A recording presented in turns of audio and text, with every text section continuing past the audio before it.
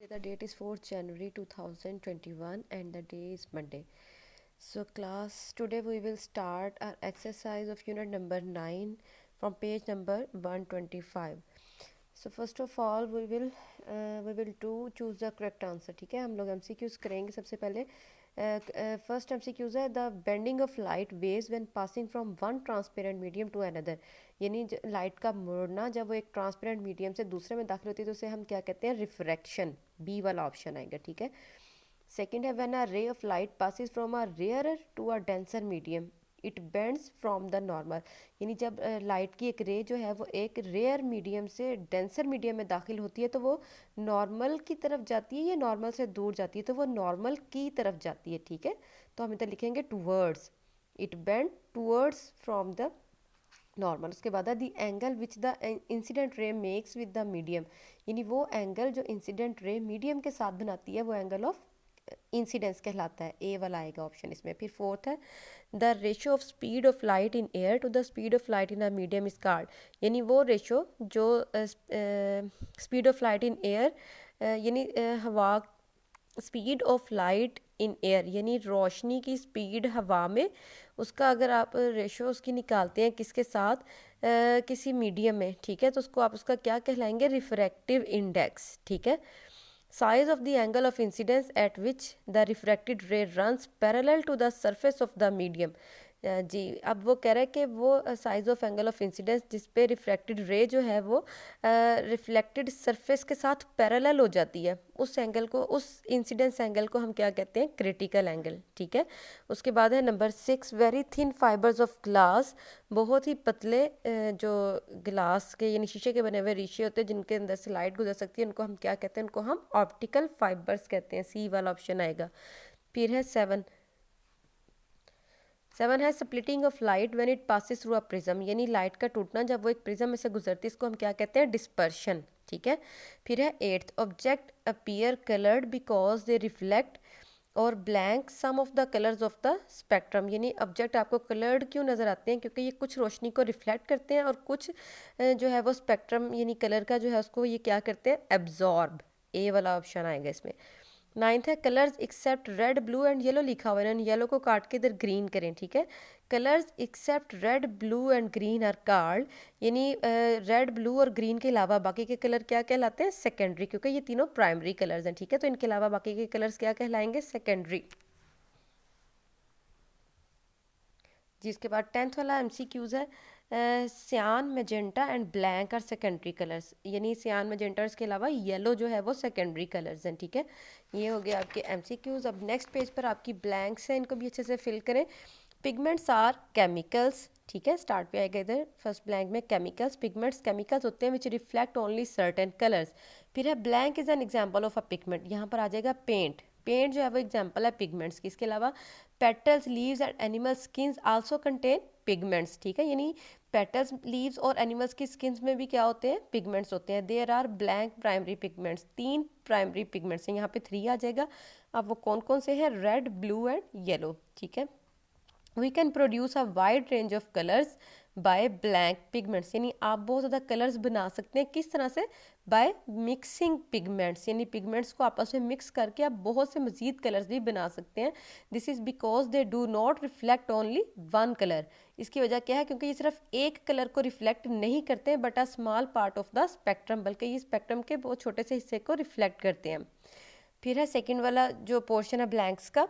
अब filter is a piece of blank glass और plastic. यानी फिल्टर क्या है, वो एक कलर्ड ग्लास या प्लास्टिक का पीस है. ठीक है, which allow some colours to pass through.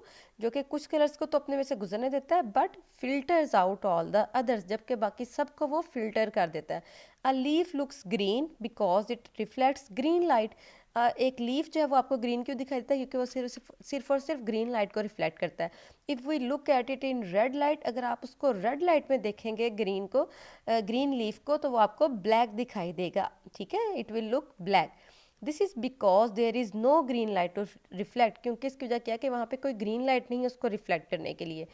अब ये थर्ड वाला जो आपका कॉलम है, इसको अच्छे से आपने फिल करना है. उन्होंने आपको फॉर्मूला दिया हुआ है, refractive index is equal to speed of light in vacuum by speed of light in a material. ठीक है, तो इसमें उन्होंने आपको वैक्यूम में जो स्पीड ऑफ लाइट है वो दी हुई है 300,000 किलोमीटर पर सेकंड, और रिफ्रैक्टिव इंडेक्स भी दिए हुए हैं। तो आपने क्या करना है, स्पीड ऑफ लाइट यानी ये जो 300,000 किलोमीटर पर सेकंड है, तो इसको आप जब 1 पर डिवाइड करेंगे तो आपके पास एयर की स्पीड आ जाएगी, दैट इज़ 300,000 किलोमीटर पर सेकंड।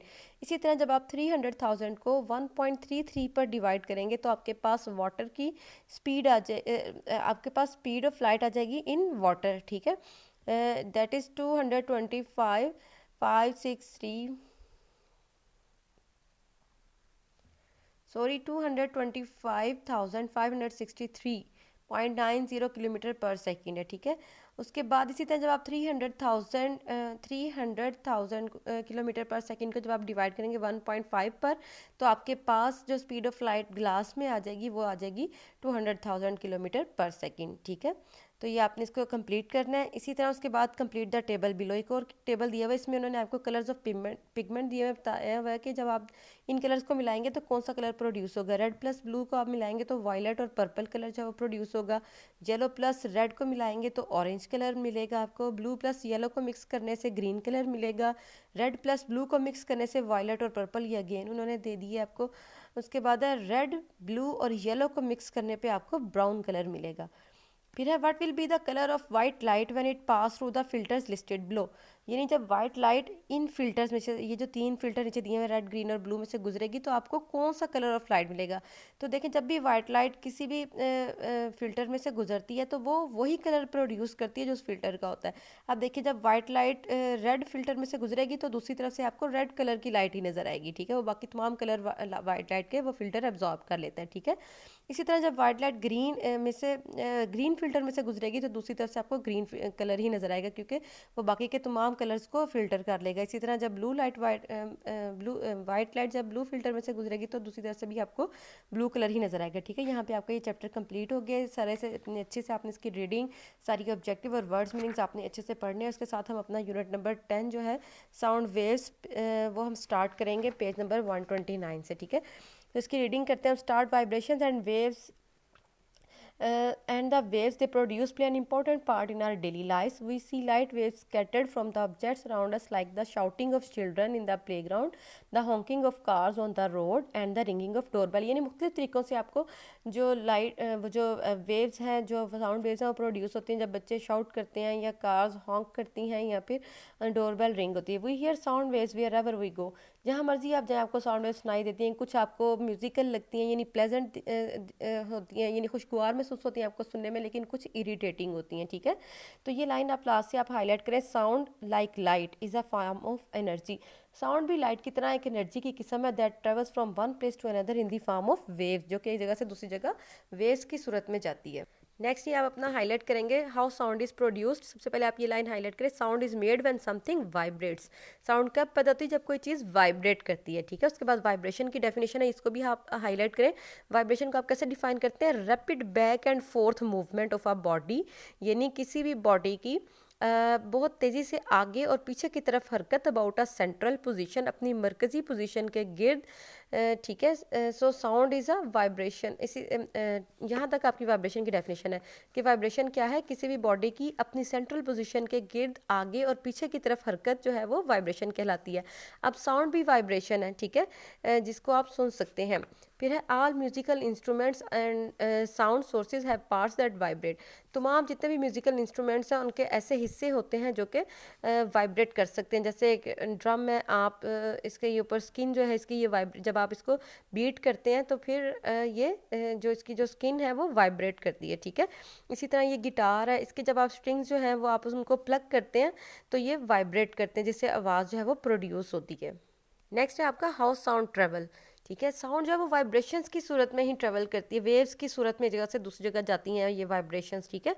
तो sound travels in the form of waves from the source of vibration which produces it. इसको आप हाईलाइट करेंगे, साउंड जो है वो वेव्स की सूरत में ट्रेवल करती है उस सोर्स से जिससे वाइब्रेशंस पैदा होती हैं, ठीक है। जैसे वो कह रहा है कि अगर आप एक पेबल को थ्रो करें ना किसी पॉन्ड में तो वो रिपल्स पैदा कर देती हैं, बाहर की तरफ को फैलती, देख रहे हैं ना आप, ये रिपल्स बाहर की तरफ को आउटवर्ड ये स्प्रेड करें, ठीक है। इम्पैक्ट जो पेबल का ऑन वाटर पर रिजल्ट्स इन वेव्स, वो किस सूरत में निकलता है, जब आप कोई पेबल फेंकते हैं ना पानी में तो क्या होता है, वेव्स बनती हैं। इसी तरह वाइब्रेशंस जो है वो वजह बनती है साउंड वेव्स की in the air to travel forward, के वो आगे की तरफ ट्रेवल करें। आप इसको हाईलाइट करें, sound waves are invisible, sound waves आपको नज़र नहीं आती, आप उनको देख नहीं सकते। We hear a sound when these waves strike our ears, इसको भी हाईलाइट करेंगे, जब आप एक साउंड को कब सुनते हैं, जब वो आपके कानों से टकराती हैं। आपके वोकल कार्ड्स जो हैं वो वाइब्रेट करते हैं जिससे साउंड वेव्स प्रोड्यूस होती हैं। The air passing through the vocal cords pushes these waves forward, और आपके वोकल कार्ड्स इस हवा को जब बाहर निकालते हैं तो वो आगे की तरफ बढ़ती हैं। इसी तरह रिपल्स या वेव्स जो on the surface of water, जो वाटर की सतह पर बनती हैं, are caused by the vibrations of water molecules, वो किस वजह से बनती हैं, वो पानी के मॉलिक्यूल्स की वाइब्रेशंस की वजह से वो वेव्स बनती हैं। Similarly sound waves travel in air through vibrations of air particles, इसी तरह साउंड वेव्स जो है वो ट्रेवल करती हैं हवा में, किस वजह से, जब हवा के पार्टिकल जो है वो वाइब्रेट करते हैं, ठीक है।